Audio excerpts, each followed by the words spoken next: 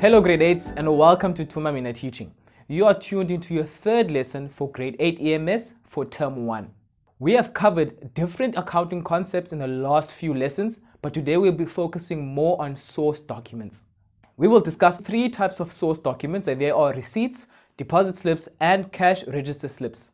So you might wonder, what is a source document? Source documents are financial documents that the business uses to record the details of its transactions.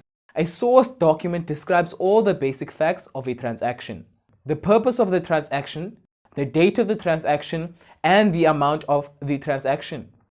So without realizing it, you and your family deal with source documents every single day. When you buy bread at a shop, you receive a slip or a receipt. These are examples of source documents. A business records all the information of its different transactions. Later, the business uses these documents as the source from which to record the information of the transactions in their accounting books. Before we move forward, let's quickly recap on what a transaction is. Does anyone remember what a transaction is?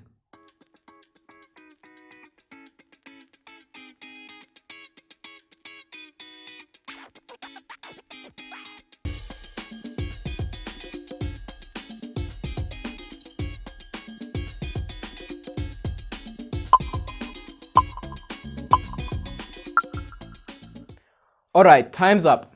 So this is what a transaction is. A transaction takes place every time money exchanges hands between the business and another party. It is an action between two parties where buyers and sellers exchange goods or services for money. Do you remember Brenda? She opened up a business called Gr8. We're going to use her as an example to look at source documents. So firstly, we need to understand that there are 2 different types of source documents. There's internal source documents and external source documents. Internal source documents are issued by the business itself. So for Gr8, she will issue a source document, give the original to a client, and she will keep the duplicate. So both receive source documents. External source documents are issued by other businesses like suppliers and service providers. Once again, the original is given to the client and the duplicate is kept by the business. Let's say Brenda has a flour provider and she purchases flour from this service provider. In this case, Gr8 will keep the original source document and the service provider will keep the duplicate. Source documents can be filled in by hand or electronically. Completed source documents must have all the information that you will need later to make accurate entries in the accounting records of the business. Okay, so now you're ready to learn more about the different types of source documents. As I said earlier, we'll be looking at receipts, deposit slips, and cash register slips. A receipt is written or printed out and handed out to a client when money is received from the client to the business. The business issues the original slip to the customer and they keep the duplicate as a source document. The receipt should specify the amount that was received, the name of the other person or business, and the date. A receipt has the same purpose as a cash register slip or a cash invoice most of the time, but we will learn more about them later. Let's look at an example of a receipt from Gr8. First, we must remember there must always be a sequence number of the document, this almost like an invoice number. Secondly, the date of the transaction is very important. Third, the name of the person from whom money is received. In this case, Brenda Bailey, the owner of Gr8. Their name will appear because Brenda invested more capital in her business. That is why she will be receiving a receipt. Fourth, total amount received in words. Fifth, and then also in figures. Number 6, the reason why the money was received. 7, the signature of the person who received the money. That's usually the receptionist or the bookkeeper. Alright, next we have deposit slips. Okay. There are many ways that someone can transfer money. One of them is electronically. This is usually called an EFT or an electronic fund transfer. Another way of transferring money is by depositing the money straight into the bank account. When a deposit is made, the person gives the money to the cashier with the instructions as to how much will be deposited into their bank account with all the necessary information in it. This instruction is recorded into a deposit slip. Nowadays, this can be done at an ATM. Here's an example of a deposit slip from Standard Bank.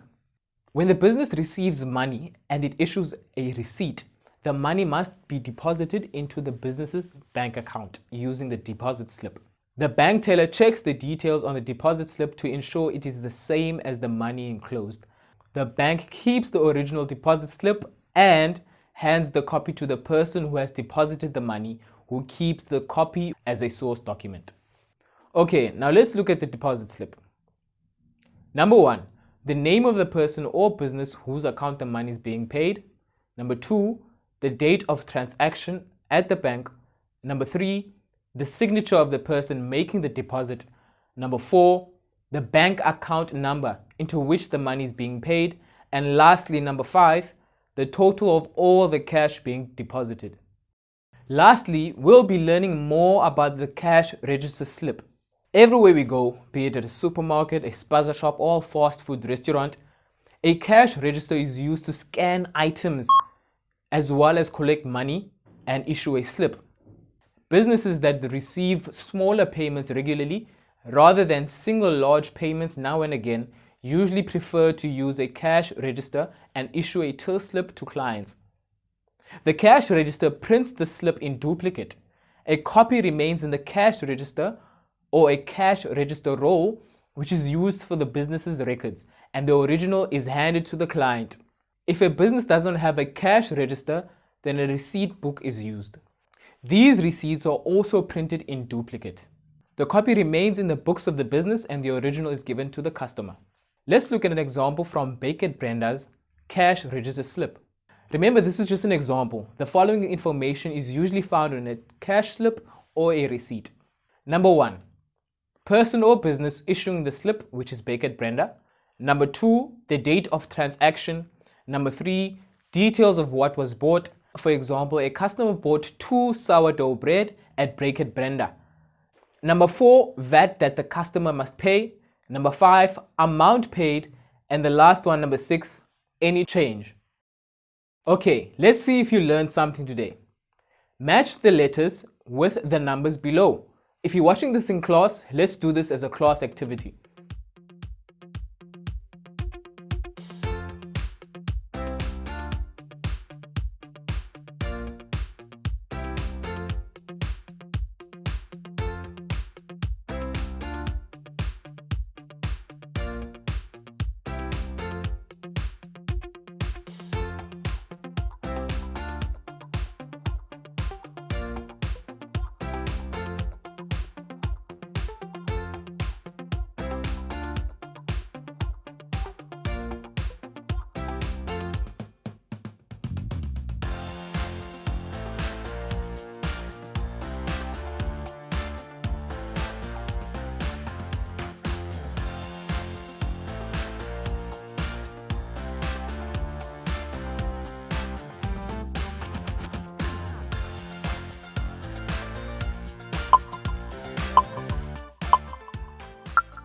Let's have a look if you're all correct.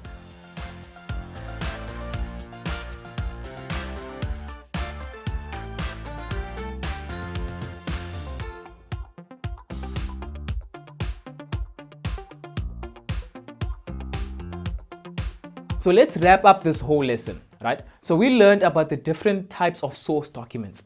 We first learned about internal source documents and external source documents. Internal source documents are issued within the business itself. And we looked at an example from Gr8. Then we looked at external source documents, which are issued from other businesses. Then we looked at deposit slips, receipts, and cash register slips. With all these different source documents, the original is given to the customer and the duplicate is kept by the business.